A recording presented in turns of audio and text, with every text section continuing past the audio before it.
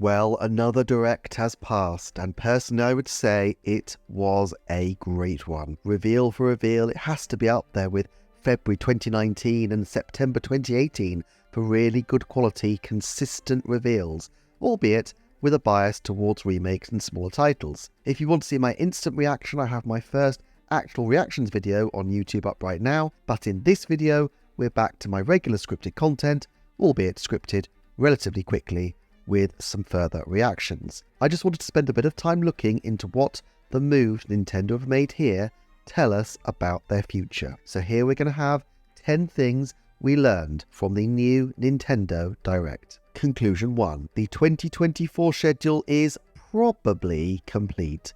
Nintendo usually spaces its releases out by about 3 weeks, and with Mario & Luigi Brothership following up Mario Party Jamboree by 3 weeks, which in turn follows Zelda Echoes of Wisdom by 3 weeks, you sense there's not really another slot going begging in the holiday window. We also have a Dragon Quest title in November occupying the plum pre-Black Friday slot. It's possible that Nintendo has something else to shadow drop, possibly something Pokemon-ish, and I wouldn't put it past them to release a smaller or more casual focused title later on. However, while they have done December games in the past, I think at this point we're at a 30% chance there'll be a December title. I think if there is anything new, we're probably looking at something in that later November window. Having said that, I do think there's a 50% chance there will be at least another retail release, and I fancied if they do a Metroid Prime 4 Deep Dive Direct in September or October, it would be the perfect opportunity to shadow drop Metroid Prime 4 and Metroid Prime 4? They're not going to shadow drop Metroid Prime 4. I normally edited that out, but I think it's quite funny things, so we leave it in. It would be a perfect opportunity to shadow drop Metroid Prime 2 and 3, and then do a retail release a couple of months later. It would be a little surprising if Nintendo completely wrote off announcements for 2024, but I do think this Direct pretty much covers the main bases at this point. Conclusion 2. 2D Zelda is back, which is impressive given that, as I've explored in a separate video, the team from the previous games is really scattered to the wind. This definitely feels like a game that's building on the experience not just of the 2D titles but of Breath of the Wild, and it has the modern Zelda approach of having a really innovative core mechanic at its heart. Just like Tears of the Kingdom had the Ultra Hand, this has the clone tool, I guess. I wonder if the Grezzo team are really taking the lead on this, just like Mercury's team were given the chance to direct Metroid Dread, albeit under the watchful eye and following the creative vision of Yoshio Sakamoto, or whether the EPT3 team under Eiji Aonuma will still populate the major creative roles as has been the way with Zelda games in the past. I just can't tell you though how excited I am for this game. It looks amazing. I will say that although initially I was delighted that they were reprising the Link's Awakening style, on reflection I did wonder whether it was a bit of a missed opportunity to do a distinctive style just for Zelda. I'm sorry, I need to clarify that, just for the character of Zelda leading a title as opposed to a Link-led Zelda title. This is going to get really confusing very fast. I'm sure it saved them time and resources recycling the toy aesthetic, and after all, why not, since it's such a creative and beautiful look. But it really feels like there is potential for Zelda to have her own spin-off line, if you can class it as a spin-off. I think without having swords in it, it will certainly feel distinct from traditional Link-based Zelda, but that's no bad thing at all. I'll leave these thoughts for a longer exposition at another time, but suffice to say that this is a very exciting development for all sorts of reasons, and I'm really psyched that a game so bubbling with potential and creative spirit is dropping, and not even in the holiday window, though I suppose selling that beautiful exclusive Switch Lite was a motivator for putting it out a little bit before the main holiday window. Conclusion 3. Metroid Prime 4 was not given quite the hype push I was expecting. They hinted, especially at the end, at some openness and some huge ambition, but what we saw, while it was absolutely beautiful, well-designed Prime content, was basically colouring within the lines of what we might have expected from the game. Whereas with Echoes of Wisdom, they instantly and magically conveyed what that game was and how it was unique. I'm not yet sure we could say the same for Prime 4 Beyond, and yet I'm sure there will be new and surprising elements in Metroid Prime 4 that they will drill down into in future reveals. At this point, it surely has to be a cross-gen title, although it didn't look to me like it had launch title written all over it. Perhaps they were concerned that after such a long period of time, they really needed to sell to the core fans what this game was, that it would satisfy them, and then later on they will pivot towards the wider market. But at this point, the thing I did find striking is that they really made no effort to emphasise Metroid Prime's potential for having a broad appeal. The trailer had space pirates and Psylocke and Metroids, and while that will create a hype tsunami in the fandom, expectations around Metroid Prime 4 have sometimes been compared even to Breath of the Wild, albeit scaled down relative to the proportionate sizes of the Zelda and Metroid fan bases, which instantly conveys itself as something different and unique and intriguing in its own right. Metroid Prime 4 hasn't shown that uniqueness yet, even though it does seem absolutely brilliant, and perhaps Nintendo have no interest in showcasing Metroid Prime in quite this way. Maybe they just don't see it in the same way that they see Breath of the Wild, and after all, although it's a big budget title, why would they when you consider that Zelda has always been a system launching big time seller, albeit never as big time as since 2017, whereas Metroid has always been a fairly niche endeavour for them. I think Metroid Prime 4 will be an amazing game, but I just don't think the way it's showcased here portends a major attempt to try to push it into the mainstream, at least not in the way Breath of the Wild was. Certainly I think the sense of it being a launch title for the new system seems a little lower from the way it's being positioned, although then again that March date has not been given a game, and so if there is going to be a new system at the end of March, the potential is still very much there for Metroid Prime 4 to be nudged into that slot. Conclusion 4. NDCube have been doing some serious work on Super Mario Party Jamboree. Now, to be fair, this does fit their 3-yearly cycle of Mario Party releases, with Super Mario Party in 2018 and Mario Party Superstars in 2021, and there are a few remade boards on here, so they didn't have to completely make everything from scratch. Nevertheless, this does not feel like a late-stage console life quickie title. I did do a forecast a while back looking at Mario Party potential, and I think I mentioned online as something they would look to focus on, and that definitely does get a focus here. It's funny to think how long it took Super Mario Party to even get online play, and yet now they are in the position to really push that element. Even the title Jamboree does suggest that they want to focus on having many people playing, and I certainly think now is the time that Nintendo will focus on its online titles, as it really needs people to pony up for the online service subscription at the next renewal point.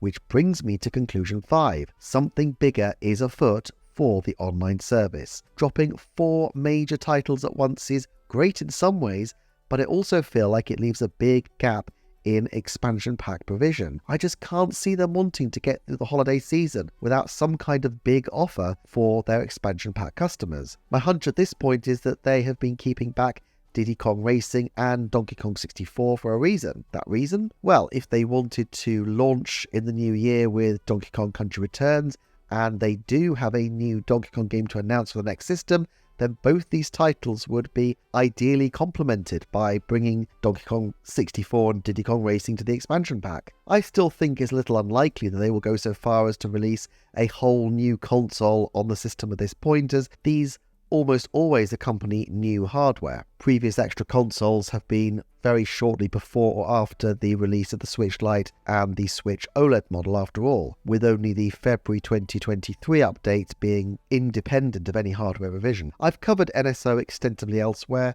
and at present I'm not inclined to add anything further to what I've said previously and to those previous forecasts. Still, I give it a 90% chance that there will be further NSO games this year, and let's say a 50% chance that we get something Donkey Kong on NSO in the next 12 months, which would be to the end of June 2025. I certainly think the potential is there for quite a big move on Donkey Kong from Nintendo to follow, particularly once a new console is revealed, because, conclusion 6, we are quite possibly in the foothills of a journey to warm up market a new Donkey Kong title. We've heard rumours for a long time, and while they might not be enormously credible, I don't think it's exactly astonishing that Nintendo are trying to push DK, given his position as, after Mario, one of their most marketable and saleable characters, and one who has already had a very, very significant role in the major Nintendo movie of recent years. If they've spent time pushing Princess Peach and Luigi as they have done, the banana hoarding ape has to have some kind of title in development. I think at this point I'd say it's a 70% likelihood that we will see an original Donkey Kong title announced by the end of 2025. Released, I'm less sanguine about, although frankly I think a release is pretty likely too, so let's say 30% we get a new DK game released by the end of 2025. And to clarify, of course, I'm not talking remakes or remasters, so DKC Returns clearly doesn't apply to this one. Quite apart from anything else, they've only had 2 modern Donkey Kong Country platformers, and they've ported both of them now. I guess they could revive Jungle Beat, but come on, they need to have a new Donkey Kong title, new modern Donkey Kong title, I should say, at some point.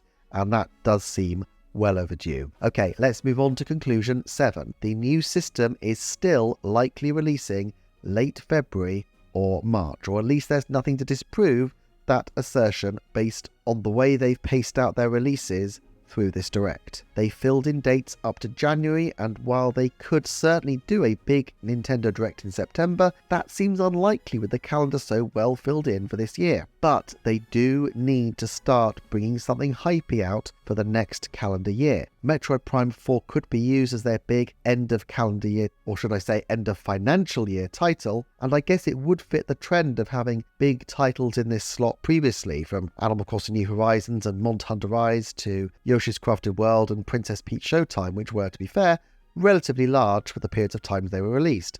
March 2024 has often been a banner time for the Nintendo Switch. It would be heartbreaking if Metroid Prime 4, though, was the swan song for the Switch, and the new system released just a few months later, and Metroid Prime 4 was denied the graphical nirvana of the new console. My hunch, therefore, is that Metroid Prime 4 will be in April, and we will have another title announced for March, possibly Mario Kart. If they announce Switch 2 this year, they have a lot more leeway to flesh out the Switch and the Switch successor lineup, but until they do, they risk having a disappointing direct follow-up to explain the February and March titles until they actually show something clear and definitive on the next system. Now, to be clear, they could still do a direct mini in September, but it just feels to me like minis don't quite have the same impact. Fine for earlier in the year, but approaching their holiday season, they really want to concentrate all fire on providing a really wowy lineup. So if they're going to do a direct, they're going to make it a big one. In all likelihood at this point, they might not do a traditional direct at all, but they might do some other kind of reveal of their new system.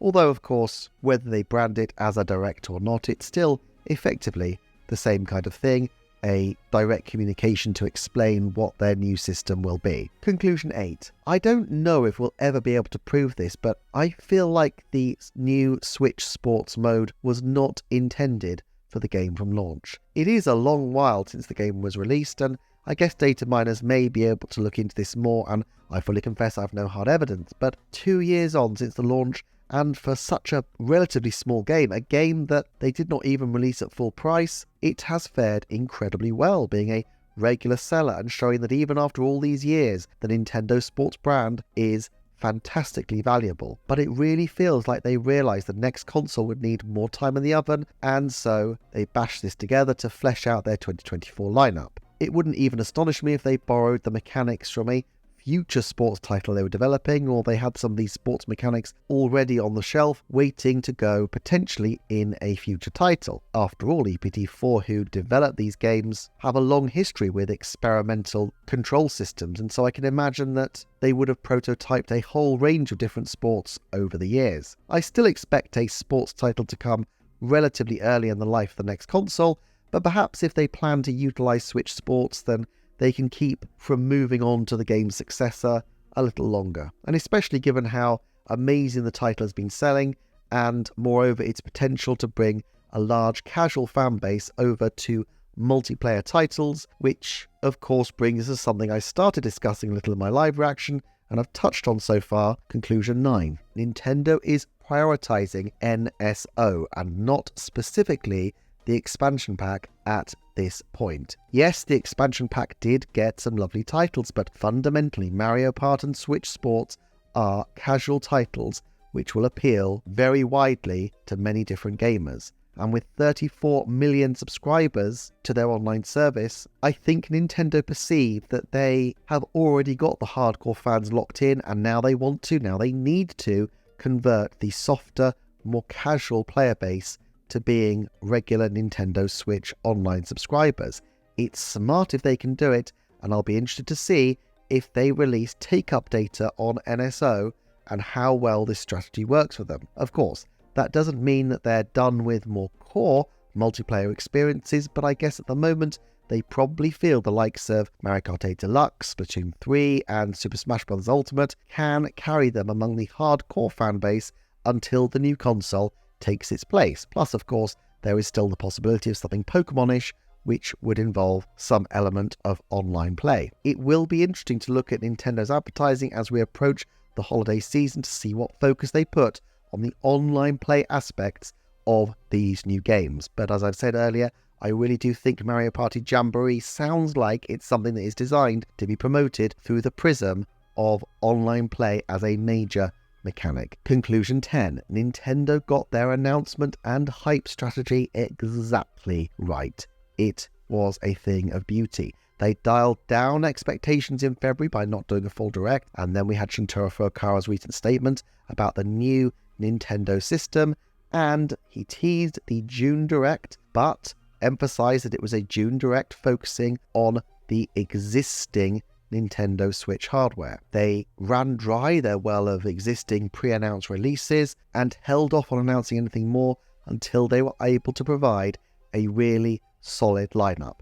If they teased any of these games earlier, it might not have had the same impact and the year could have felt quite barren, but by daisy-chaining a bunch of these really strong releases together, they have done an excellent job of providing the impression of quite a strong year. And actually I think it is an objectively strong year, albeit led chiefly by great remakes and remasters, with only Echoes of Wisdom being, to me at least, an absolute dream come true title. But we also have a new original Mario & Luigi, which seemed like, if you'll excuse the inadvertent pun, a pipe dream not so long ago, plus what looks to be a fairly major new entry in the Mario Party series. Yes, there are a lot of remakes and remasters, but they're not done with original content by any stretch of the imagination. Of course, there is and there will continue to be a lot more to explore and to draw from this wonderful direct. Nintendo Forecast commenting mainstay Minecraft 3448 has already asked me to look into who might be developing the new Mario & Luigi game, and that's just one of the videos I will be looking into developing